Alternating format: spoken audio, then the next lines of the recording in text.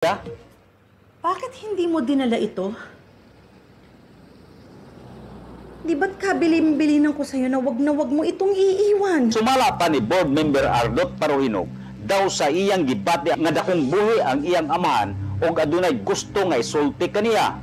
Kini mao hinungdan nga iyang giugkat ang patayng lawas sa iyang amahan ug dako ang ilang kahikurat sa dihang ilang nakita nga wala madugta ang lawas ni Kuya Ungkoy. Puno sa singot ang lawas nini ug ang sulod sa lungon. Matud pa, aduna sila nakita nga labas pa nga dugo, luyos sa gidugayon sa iyang paglubong. Nakidbisan gamay nga parte sa iyang lawas nga nadugta ug nagapabilin pa nga labas ang tato kun patik sa walang bahin sa iyang tiil. Nagapabiling humok ang iyang kaunuran sukuhay sa ubang mga patayng lawas nga mugahi. Human nila gibalik pagpahiluna sa lubnganan ang lawas sa ilang amahan. Nagatuo sila nga dili na kini nila magpadamgo pag-usap. Isa pa yung pagdikit-dikit mo sa politika. Pinagsabihan na kita dyan, anak. Kasi ang nangyari dito, parang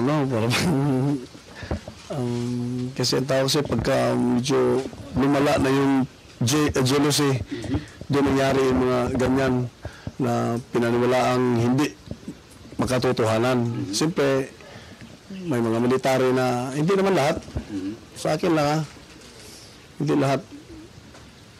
Medyo merong ganyan na, bang under the table kumbaga, na pag medyo pangit ang kinalabasan mo na.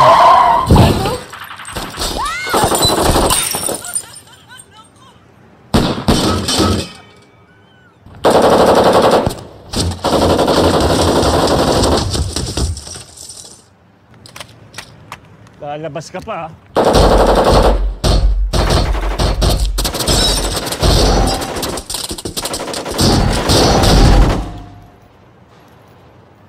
Oy, akala ko ba may agibat? Siguraduhin mo na!